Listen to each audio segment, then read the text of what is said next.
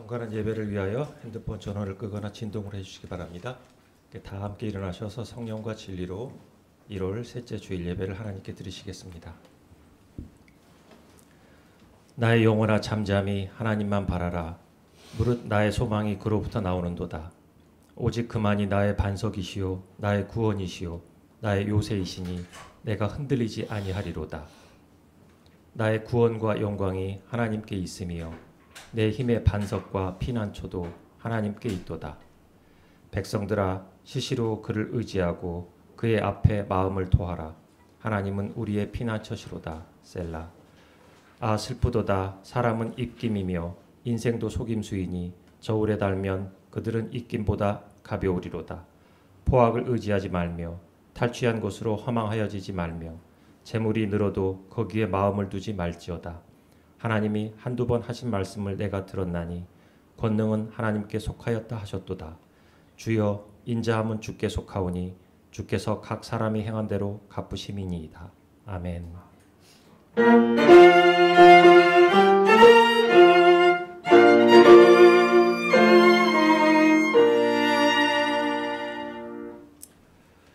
우리를 구원하시고 피난처가 되어주시는 은혜의 하나님, 늘 저희들의 삶에 동행하시며 위로하시고 격려하셔서 주저앉아 있지 않고 다시 일어날 수 있게 하심을 감사합니다. 오늘도 함께 모여서 예배를 드릴 수 있게 하심을 감사합니다.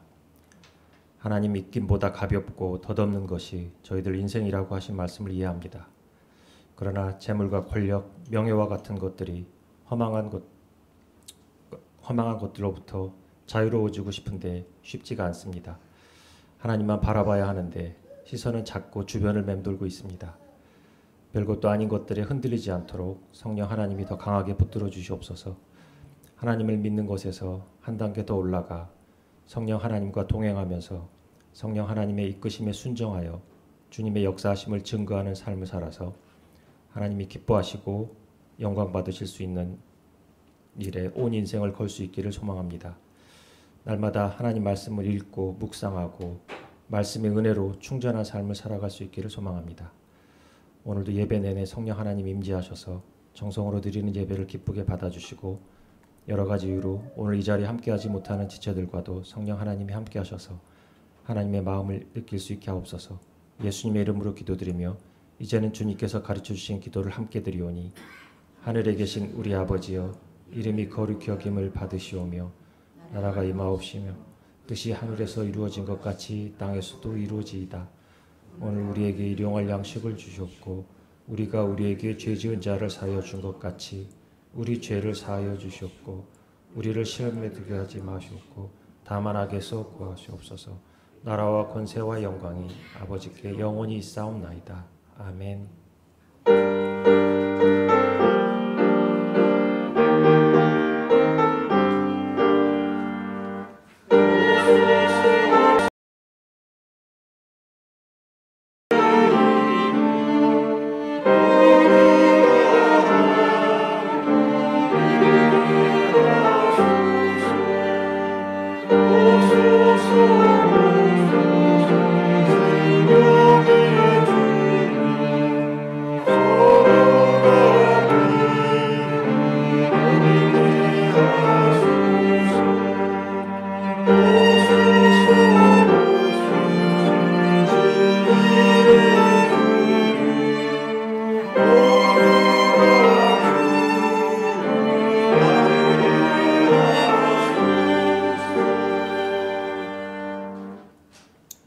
교독문 4번을 함께 교독하시겠습니다. 교독문 4번입니다.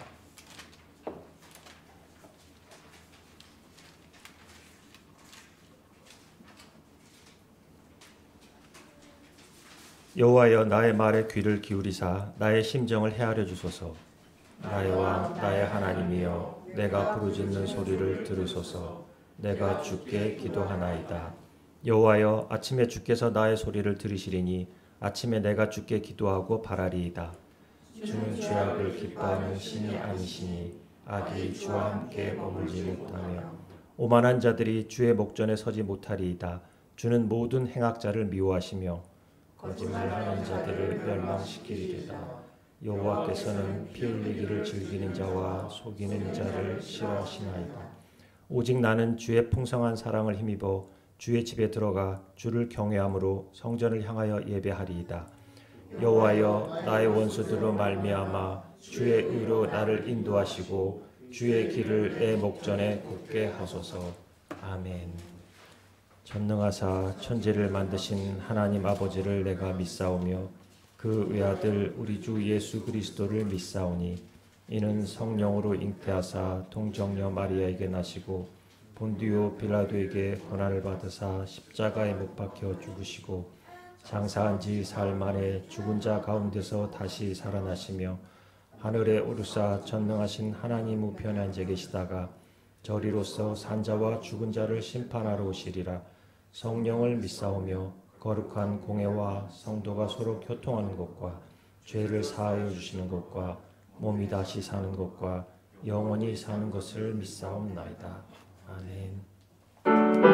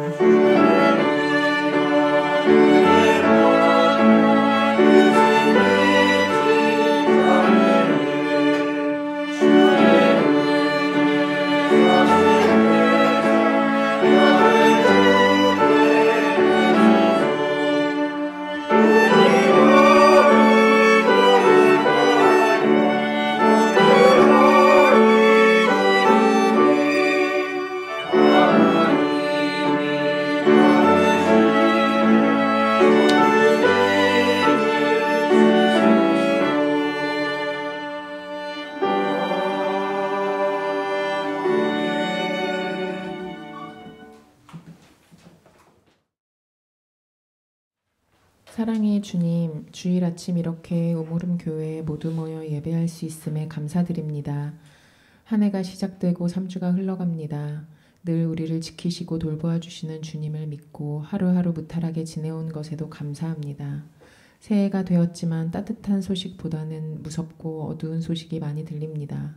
사람이 사람을 상하게 하고 나라가 나라를 해하는 슬픈 소식이 너무 많이 들립니다. 당연했던 사람이 가져야 할 덕목이 사라져버린 대한민국이 무섭고 걱정됩니다. 우리의 마음속에, 사람들의 마음속에 하나님의 은혜와 사랑과 지혜를 가득 부어주시고 우물은 공동체 한 명 한 명을 통해 하나님의 사랑이 세상으로 흘러갈 수 있도록 역사하여 주시옵소서.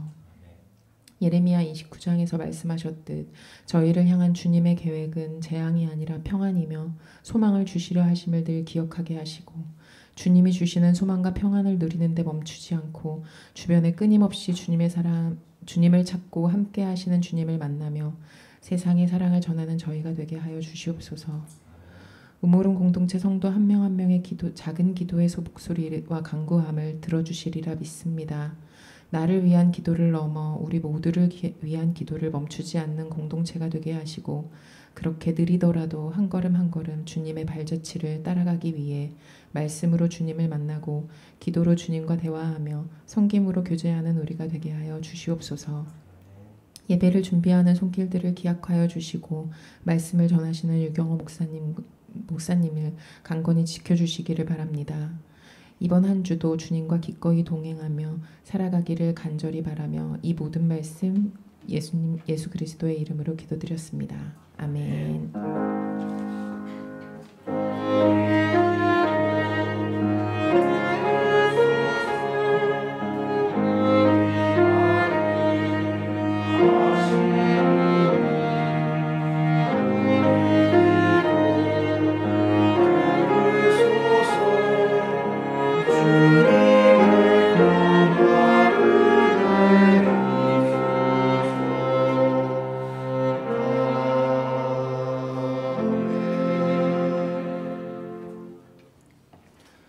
오늘 주시는 하나님 말씀은 사도행전 1장 12절부터 20절까지입니다. 사도행전 1장 12절부터 20절까지입니다.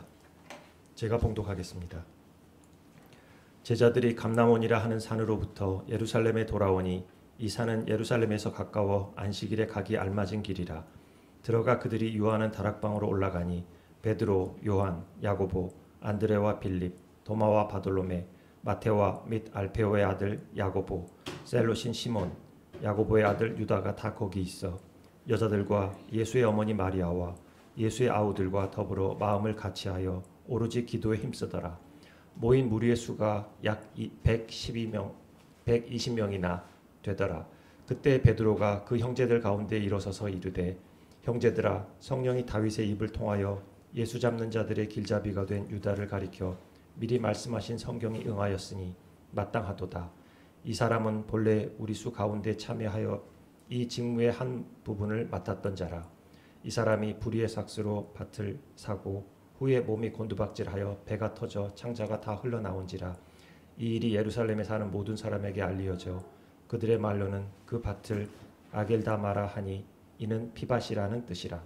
시편에 기록하였으되 그의 거처를 황폐하게 하시며 거기 거하는 자가 없게 하소서 하였고, 또 일러스되 그의 직분을 타인이 취하게 하소서 하였도다. 아멘.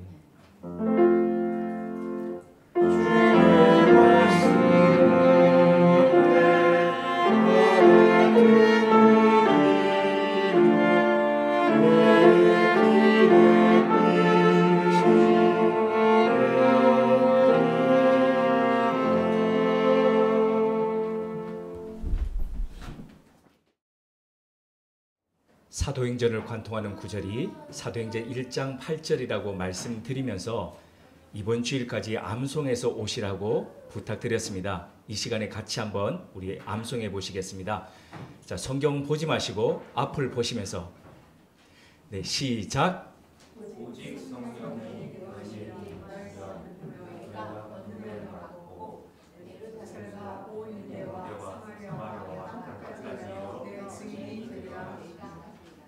네, 오늘 립싱크 하셨던 분들은 다음 주일까지 제가 없더라도 꼭 암송해서 오시면 좋겠습니다. 오직 성령이 너에게 임하시면 너희가 권능을 받고 예루살렘과 온 유대와 사마리아와 땅끝까지 이르러 내 증인이 되리라 하시니라는 이 말씀이 사도행전 전체를 할 때에 다 보여주는 틀이 되기 때문입니다. 사도행전 1장 3절을 보면은 부활하신 예수님은 40일 동안 제자들과 함께 하시며 확실하고도 많은 증거로 살아나셨음을 보여주셨습니다. 하나님 나라에 대해서 더 깊이 말씀하셨습니다. 잠깐 또는 한순간의 환상적인 경험으로 만났던 것이 아니라 40일 내내 함께 먹으면서 마시면서 같이 지내면서 하나님 나라에 대해서 이야기하시면서 당신이 정말 몸으로 살아나셨다는 것을 확실하게 보여주셨습니다. 이 시간이 제자들에게는 얼마나 감격스러웠고 또 기쁨이었고 힘이 되는 시간이었겠습니까? 기쁨이 충만했지 않겠습니까? 하지만 이런 부활의 놀라운 경험을 마주하고도 그것을 믿지 않던 사람들이 제자들 중에 있었다라고 성경은 밝히고 있습니다. 마태복음 28장 16절에서 17절입니다. 11 제자가 갈릴리에 가서 예수께서 지시하신 산에 이르러 예수를 배웠고 경배하나 아직도 의심하는 사람들이 있더라. 마태복음의 끝은 이렇게 믿음 속에 의심이 같이 존재하고 있다는 것을 밝힘으로써 마무리합니다. 이런 분위기는 예수님의 승천 이후 오순절 성령 강림하실 때까지 쭉 이어졌습니다. 대표적인 것이 일명 마가의 다락방이라고 하는 곳에서 모였던 사람들의 수입니다. 자, 이 마가의 다락방에 몇 명이 모였습니까? 네, 맞습니다. 120명입니다. 우리에 비하면 엄청난 숫자지요. 만약에 여기에 120명이 모여서 예배 드린다 그러면 우리는 당장 2부 예배 드려야 됩니다. 많은 사람이 모였다라고 생각될 수 있습니다. 하지만 실은 그렇지 않습니다. 고린도전서 15장 6절을 보면은 사도 바울이 증언을 하는데 예수 그리스도의 부활과 승천을 다 목격했던 사람들이 몇 명이었냐면 500여 명이었다라고 이야기합니다. 예수님께서 그 500여 명의 증인들에게 직접 목격자들에게 뭐라고 부탁하셨냐면은 같이 모여서 함께 하나님께서 약속하신 것이 임하기까지 기다리고 그리고 나의 증인이 되라라고 부탁하셨습니다. 그런데도 그 중에 500명 중에 380명은 제 갈 길로 가버렸습니다. 몇 명이 남았다는 겁니까? 120명이 남았다는 겁니다. 그 120명이 남아가지고 성령의 임재를 기다리면서 기도했다는 겁니다. 수치로 보면 500명 중에 76%는 떠나고 불과 24%만 남아가지고 기도했다는 겁니다. 근데 이런 사람들의 수치는 예수님의 공생의 기간에 더 참혹하게 일어났습니다. 요한복음 6장에 보면 오병이어 사건이 기록되어 있는데 오병이어 사건은 참고적으로 14696입니다. 마태복음 14장, 마가복음 6장, 그리고 누가복음 9장, 요한복음 6장, 사복음서에 유일하게 다 기록되어 있는 예수님의 이적인데 특히 요한복음 6장에는 이 오병이어 사건 다음에 예수님께서 생명의 떡에 대해서 말씀하시는 것에 대해서 이렇게 이야기하고 있습니다. 요한복음 6장 53절입니다. 예수께서 이르시되 내가 진실로 진실로 너에게 이르노니 인자의 살을 먹지 아니하고 인자의 피를 마시지 아니하면 너희 속에 생명이 없느니라. 자, 이 말씀을 듣던 유대인들이 이거 도저히 이거 말이 안 되는 얘기를 하고 있네 그러면서 서로 다투어서 이의를 제기했다라고 합니다. 그런데 이런 유대인들만 그렇게 이의를 제기한 것이 아니고 예수님 주위에 그 말씀을 듣던 제자들 가운데서도 여럿이 이렇게 수군거리면서 떠났다고 합니다. 이 말씀은 어렵도다. 누가 들을 수 있느냐? 이때부터 예수님 주위에 수많은 제자들이 떠나가고 그리고 더 이상 함께하지 않았다라고 합니다. 근데 그때부터 예수님께 그대로 그나마 남아있었던 사람이 12제자였다는 거죠. 그때 예수님의 마음이 얼마나 답답하고 얼마나 참담했겠습니까? 섭섭하기도 이루 말할 수 없었겠죠. 그래서 옆에 있던 12제자들에게 이렇게 말씀하셨습니다.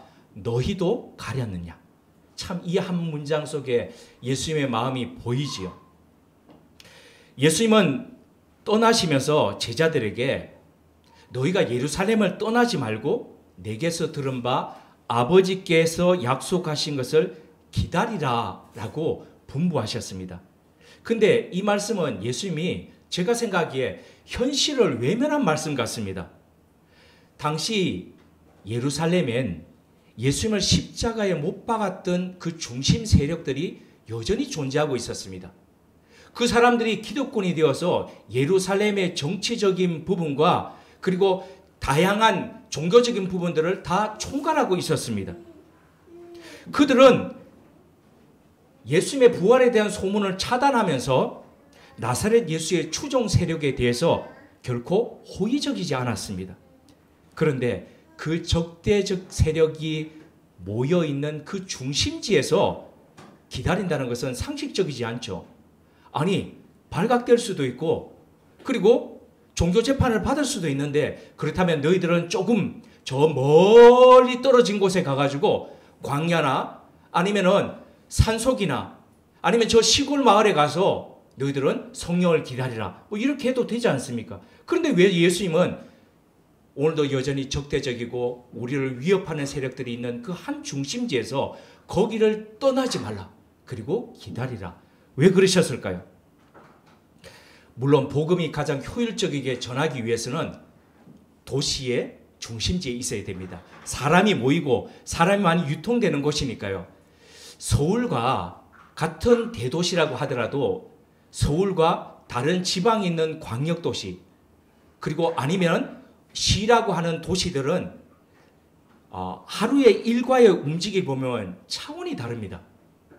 새벽부터 이렇게 끊임없이 이 그 대도시들은 움직입니다. 사람들이 밤새 처리했던 그 쌓여있던 쓰레기부터 시작해서 처리하고 도시의 기능을 이어가기 위해서 얼마나 많이 움직이고 얼마나 많은 사람들이 오가는지 모릅니다. 그렇다면 이 복음을 효과적으로 전하고 복음이 능력 있게 퍼져가기 위해서는 당연히 도시 선교를 해야 됩니다. 그런데 예수님은 이런 이야기를 가지고 염두에 두고 예루살렘을 떠나지 말라 하셨을까요? 네, 그랬을 수 있습니다. 네, 출발이 예루살렘이기 때문에. 그러나 더 어떤 면에서는 기본적이고 근본적인 것이 그 밑에 깔려 있다는 것이죠. 그것은 바로 제자들이 가지고 있던 문제들의 중심지가 예루살렘이었기 때문입니다.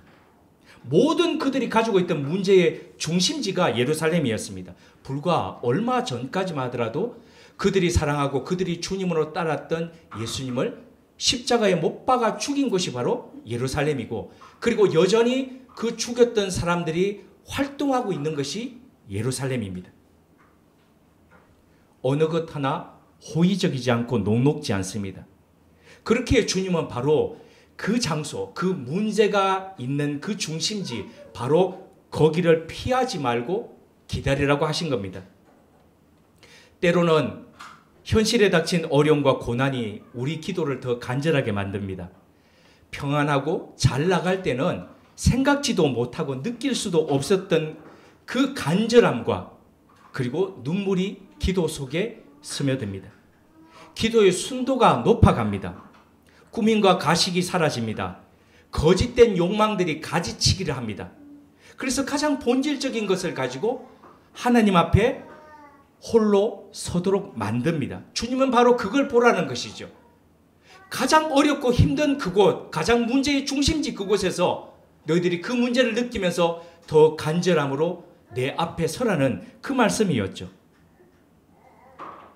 근데 이 기다림이라는 게 참 쉽지 않습니다. 아무것도 할 수 없고 할 수 있는 게 없고 할 수 있는 것은 오로지 기다리는 것밖에 없다라고 사람이 생각될 때에 참 슬픕니다. 내가 할 수 있는 게 아무것도 없으니까. 그런데 그럼에도 불구하고 그럴 때일수록 기다리는 것이 믿음입니다. 기다릴 수 있는 것이 믿음이라는 거죠. 주님 앞에 무익하고 무기력한 존재가 되어서 온전히 주님의 구원하심만을 바라볼 수 없는 그 지경에 이르는 것, 그러면서도 그 주님을 향해서 손을 들 수 있는 것, 바로 그것이 믿음이라는 거죠. 그래서 우리의 신앙의 선배들은 기도할 때마다 손을 들면서 이렇게 불렀죠. 전부여 의지 없어서 손 들고 갑니다. 어릴 적 어머니의 손을 잡고 부흥회 갈 때마다 늘 부흥회의 18번 곡은 천부여 의지 없어서였습니다. 그리고 그 다음 곡으로 인내하신 구세주여, 다 하나님 앞에 내가 무기력한 존재입니다를 고백하는 것 아니겠습니까? 그 무기력한 속에서도 주님을 바랄 수 있는 것, 그것이 바로 믿음이라는 거죠. 그런데 기다리는 것이 믿음이라고 한다면 믿음에 약한 사람들은 어떻게 해야 합니까? 마가의 다락방에 모인 120명 모두가 믿음에 출중한 사람들이 아니었을 터인데 어떻게 그들은 그 냉혹한 시간들을 버티고 기다릴 수 있었을까요? 그 질문에 대한 첫 번째 답을 사도행전 1장 14절이 다음과 같이 알려줍니다. 우리 함께 읽으시겠습니다. 사도행전 1장 14절입니다. 여자들과 예수의 어머니 마리아와 예수의 아우들과 더불어 마음을 같이하여 오로지 기도에 힘쓰더라. 초대교회 사람들을 기다릴 수 있도록 만든 것, 바로 그것은 마음을 같이하여 기도했기 때문입니다. 마음을 같이하여라는 이 말, 이 구절이 성경에 모두 11번 나옵니다. 그런데 11번 중에서 10번이 바로 사도행전에 나옵니다. 한 번은, 나머지 한 번은 사도 바울이 로마에 있는 교회에 보냈던 편지인 로마서에 나옵니다. 그러니까 11번 나오는데, 마음을 같이하여 기도한다는 말이 11번 나오는데 그 11번이 모두 다 교회를 향한 말씀이라는 거죠. 기다리라는 주님의 명령을 이행할 뿐 아니라 하나의 교회를 세우기 위해서 가장 필요한 것이 마음을 같이 하여 기도하는 것이라는 거죠. 예나 지금이나 사람이 모이는 곳에 크고 작은 문제들이 있습니다. 모두가 다 다르기 때문에 당연한 결과죠. 그러나 그럼에도 불구하고 교회가 아름다운 주님의 몸으로 세워지기 위해서는 마음을 같이하여 기도하는 것이 반드시 필요합니다. 2주 전에 주일 예배 후 식사 자리에서 제가 교회가 성장하지 않는 가장 큰 이유는 목사 때문이라고 말씀을 드렸지요. 그러면서 제 책임을 통감했습니다. 그런데 이것 말고도 중요한 거, 또 중요한 것이 있습니다. 그것은 바로 마음을 같이하여 기도하는 것의 유무입니다. 교회를 위해서 마음을 같이하여 기도하는 사람들이 있는 교회에서 교회가 안 된다면 그게 더 이상하지 않겠습니까? 2024년도엔 우리 모두가 성령의 하나 되게 하신 것을 힘써 지키면서 그리스도의 사랑 안에서 함께 마음을 다해서 오로지 기도하면서 같이 나아갔으면 좋겠습니다. 이것이 바로 우리가 때때로 힘이 없고 우리가 지칠 때에 같이 더불어서 기도하면서 힘내고 격려하면서 함께 걸어가면서 끝까지 기다릴 수 있는 힘이요 믿음이 됩니다. 근데 여기서 한 가지 짚고 넘어가야 할 부분이 있습니다.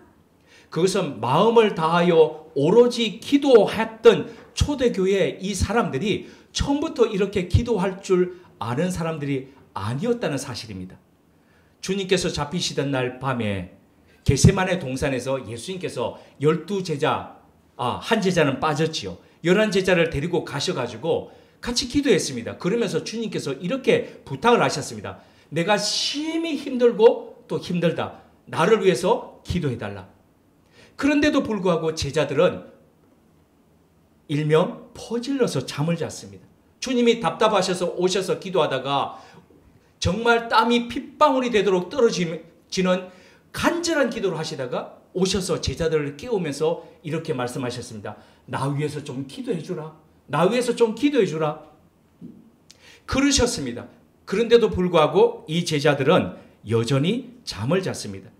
주님께서 답답하셨는지 이렇게 말씀하셨습니다. 너희가 한시도 깨어서 기도할 수 없느냐. 이건 예전 번역본입니다. 지금 번역본은 어떻게 나와 있냐면 이 한시를 정확하게 이렇게 표현했습니다. 너희가 단 한 시간도 깨어서 기도할 수 없더냐. 이 정말 냉엄한 이 시간에 너희가 나와 더불어서 단 한 시간도 깨어서 그렇게 기도할 수 없더냐. 이렇게 책망하고 경고하셨는데도 불구하고 주님과 더불어서 같이 기도하던 사람은 한 명도 없었습니다. 그런데 그런 책망을 받았던 사람들이 지금 기도하기 시작했습니다. 자, 마가의 다락방에서 며칠 동안 기도했게요? 며칠 동안 기도했겠습니까? 쉽습니다. 부활 후에 예수님께서 40일을 계셨습니다. 자, 언제 성령님이 강림했습니까? 오순절입니다. 자, 그러면은 오순절은 6월절 이후에 50일 될 때입니다. 그러면 며칠 동안 기도했습니까? 무려 10일 동안입니다. 한 시간도 기도할 줄 모르던 그 사람들이 열흘 동안 모여서 오로지 간절하게 같이 격려하면서 기도했다는 거죠. 같이 더불어 마음을 모아서 기도하는 힘 때문이었습니다. 두 번째로 기다릴 수 있게 했던 것은 말씀입니다. 120명이 모여서 기도하던 바로 그 자리에서 베드로가 일어나서 이렇게 한 말씀했습니다. 근데 그것은 단순히 베드로의 사견이 아니라 구약 성경 말씀에 기초한 말씀이었습니다. 베드로는 원래 사도였으나 나중에 예수님을 배반하고 스스로 목숨을 끊었던 가룟 유다에 대해서 이야기를 하면서 그의 죽음을 시편에 기록된 예언의 성취라고 그렇게 말을 했습니다. 시편 69편 2절과 25절과 그리고 109편 8절을 인용하면서 앞선 구절은 바로 이 가룟 유다의 심판과 저주에 관련된 것이고, 그리고 뒷부분은 이 가룟 유다의 직분을 다른 사람이 맡아야 한다는 것을 예언했다라고 이야기했습니다. 단순한 성경의 인용이 아니라 그냥 외워가지고 단순하게 인용하는 것이 아니라 구속사회 안에서 그가 해석하고 적용했던 것입니다. 우리가 알다시피 베드로 이런 사람 아니었죠.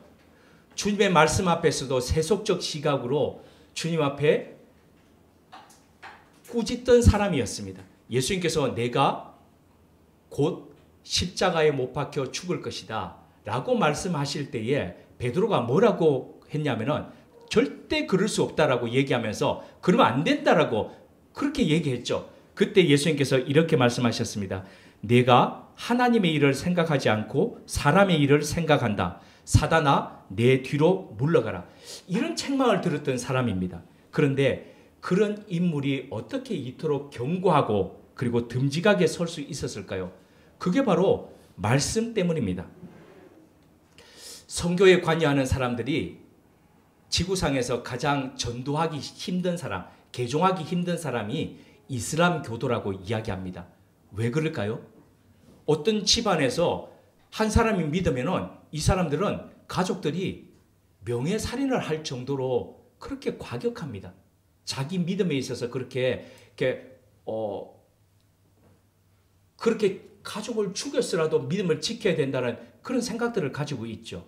그래서 이슬람 선교하기 위해서 이슬람 안에 들어있는 사람들은 대놓고 그렇게 선교하지 못합니다. 다 여행사나 뭐 다른 것들로 해가지고 이렇게 위장해가지고 그렇게 가 있습니다. 그런데 사람들이 이슬람보다도 더 힘들게 한편으로 개종시키기 너무너무 더 힘든 사람들이 있다라고 합니다. 누굴까요? 유태인입니다. 유태인이 같은 거 아니 구약 성경을 같이 믿고 있는데 어떻게 유태인 전도하기가 그렇게 힘드냐? 이거 생각해 보시면 됩니다. 하얀 백지 위에 무언가를 그리고 색칠하기는 쉽습니다. 그런데 다른 색칠이 되어 있는 곳에 그 위에 덧칠하기 더 힘들지요. 유태인 전도하기 그렇다는 거죠. 그런데 구약 성경에 보면 그런데 성경에 보면은 이 어려운 일이 초기 교회 가운데서 일어났습니다. 누굴까요? 사도 바울입니다. 그는 유대인 중에 유대인이었고 바리새인 중에 바리새인이었습니다. 그는 골수 유태인인데다가 정말 예수 믿는 사람을 죽이기까지 하던 그런 사람이었습니다. 그런데 그 사람이 예수 그리스도를 믿고 인생이 변화되었습니다. 그때 사도 바울이 자신이 어떻게 믿음을 갖게 되었는지 그 방법을 로마서 10장 7절에서 이렇게 고백했습니다.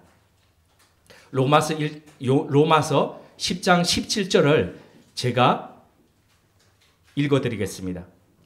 그러므로 믿음은 들음에서 나며 들음은 그리스도의 말씀으로 말미암았느니라. 대부분 사람들은 사도 바울은 다마스커스로 가는 길 위에서 예수 그리스도를 만난 이후에 믿음이 생겼다라고 그렇게 생각합니다.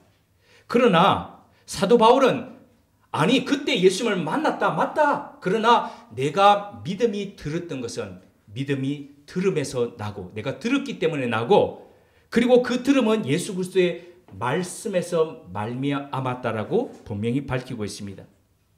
이런 그의 증언이 우리에게 희망을 줍니다. 체험은 내가 하고 싶다고 할 수 있는 게 아닙니다. 그러나 들음, 말씀 앞에 서는 것은 우리가 마음만 먹으면 할 수 있습니다.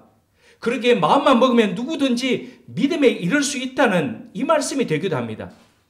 말씀을 읽고 생각하는 것도 좋은데 그 말씀을 읊조리면서 내 귀에 들리도록 하는 것도 정말 중요합니다. 말씀을 읽고 읊조리다 보면 암송됩니다. 우리 속에 깊이 자리합니다. 한 10년 정도 신앙생활을 하셨으면 이제 어떤 목사의 설교가 은혜가 된다. 이 수준 넘어서야지요. 내가 아침에 읽었던 말씀, 내가 오늘도 생활하면서 읊조리던 그 말씀이 내게 은혜로 다가온다. 이게 돼야 되죠. 매번 다른 전달자나 매개체를 통해 하나님의 은혜에 하나님의 음성을 듣기보다는 우리 스스로가 하나님의 말씀 앞에 그렇게 서야 되지 않겠습니까? 이것이 바로 시편 1편 2절이 말씀하는 주야로 묵상하는 도다 할 때에 이 묵상이 바로 히브리어 원어인 하가입니다. 하가라는 것은 신음하다, 으르렁거리다, 계속 입속에서 옹을옹을거리다. 지금 도현이가 옹을옹을거리죠. 묵상하는 겁니다. 하가, 옹을옹을.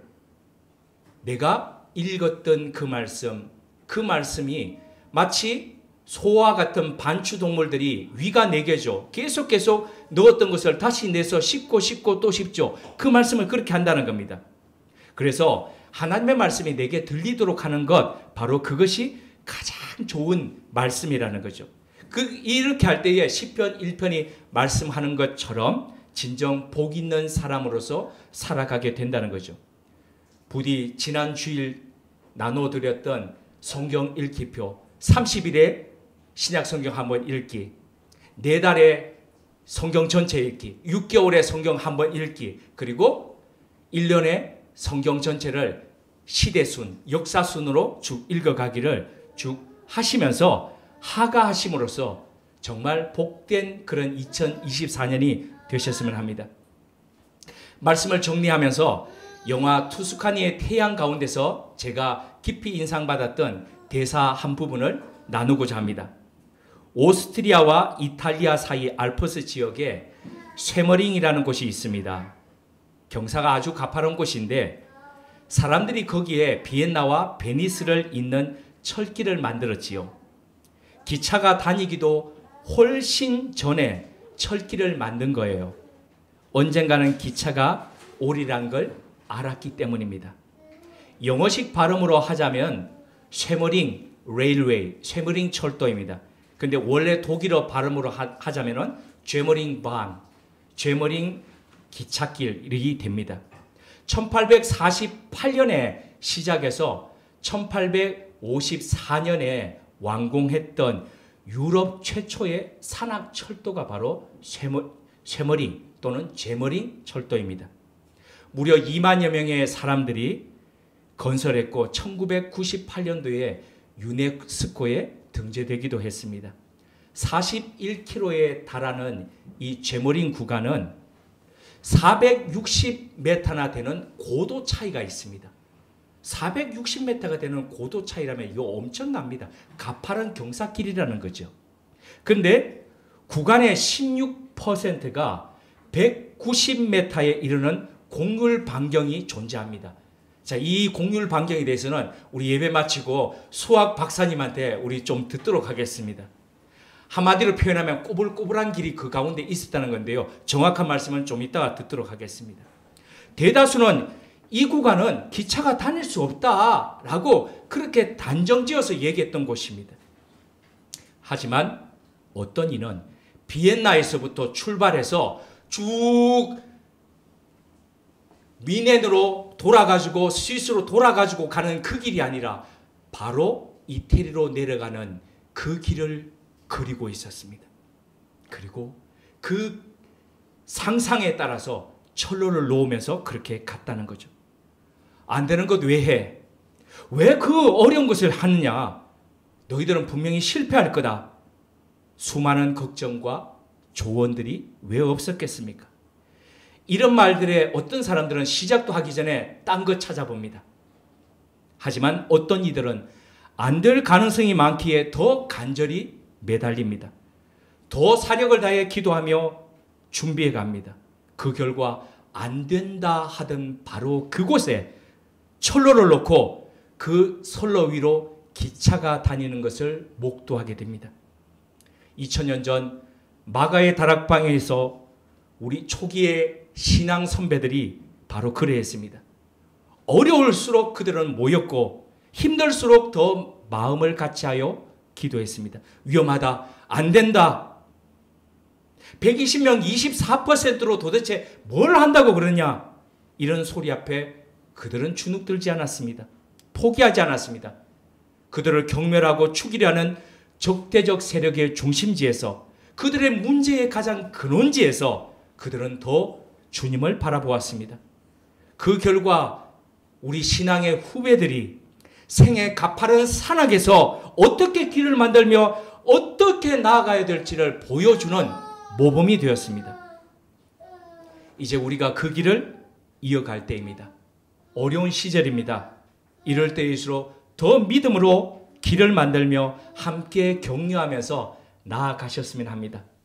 서로 모이기를 힘쓰면서 마음을 같이하여 오로지 기도하며 말씀으로 더 단단히 우리 자신과 가정을 세워 가셨으면 합니다. 그때 우리는 믿음으로 놓는 이 길 위에 이 나라와 민족과 열방을 위해 성령님께서 일하시게 되는 것을 보게 될 것입니다. 함께 기도드리겠습니다. 하나님, 우리는 광야만을 보지만 주님은 그 위에 놓인 길을 보십니다. 우리는 사막만을 보지만 주님은 그 위를 가로지르 흘러가는 강을 보십니다. 비록 약하여 자주 넘어지고 후회도 많은 삶이지만 이제 주저앉아 울지만 않고 기도하며 기다리겠습니다. 있으라 하신 예루살렘에서 하나님의 약속을 신뢰하며 서로 격려하며 오로지 기도하겠습니다. 주님의 말씀이 이런 우리 무릎을 강하게 하셔서 단단함과 담대함으로 견디며 기다리게 하옵소서. 남들이 안 된다, 어리석다 하여도 주님의 뜻이 계시다면 언젠가 다니게 될 기차를 그리며 오늘도 철로를 놓는 믿음의 사람들 되게 하옵소서. 적은 무리여 무서워 말라. 너희 아버지께서 그 나라를 너희에게 주시기를 기뻐하시느니라. 예수님의 이름으로 기도드립니다. 아멘.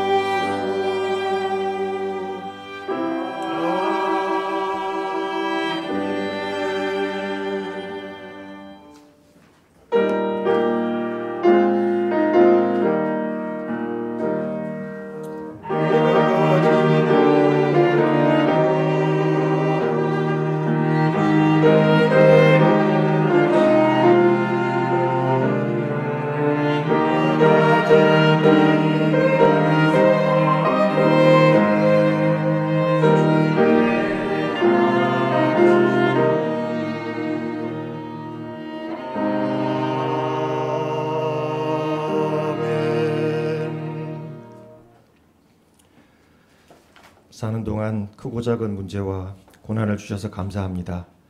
간절한 마음을 주셔서 기도하며 하나님 앞에 설 수 있게 하심을 감사합니다. 초기 신앙 선배들처럼 우리 우모름 교회도 그리스도 사랑 안에서 함께 기도하며 하나님이 하실 일들을 신뢰하며 기다리며 나아갈 수 있기를 소망합니다. 우리들의 약한 믿음은 하나님의 말씀을 들음으로 더 강한 믿음이 될 수 있다고 하셨습니다. 주야로 하나님 말씀을 읽고 묵상하고 기도하는 가운데 하나님의 사랑과 은혜를 깊이 깨닫고 또 하나님 은혜를 증거하는 삶이 되기를 소망합니다. 저희들의 허약한 심령을 성령 하나님이 붙들어 주시고 이끌어 주실 것으로 믿고 감사하며 하나님의 은혜를 받은 특권의 표시로 하나님께서 주신 것의 일부를 기쁜 마음으로 각자의 형편에 맞게 내어놓습니다. 하나님을 예배하고 교제하는 일과 더불어 쿠마트 후원, 북한 선교, 군선교 그리고 4명의 아동 후원 등을 위해 작지만 귀하게 쓰임받게 하시고 하나님이 기쁘게 받아주시옵소서. 예수님의 이름으로 봉헌 기도드립니다. 아멘. 앞뒤 좌우로 인사를 나누시겠습니다.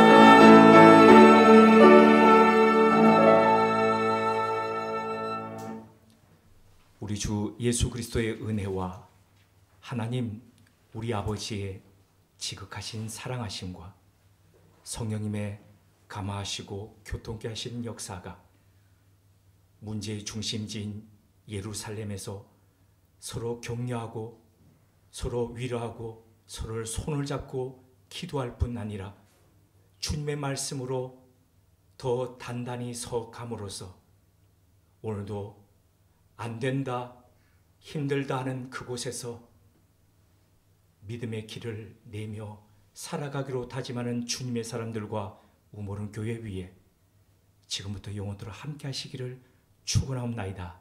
아멘.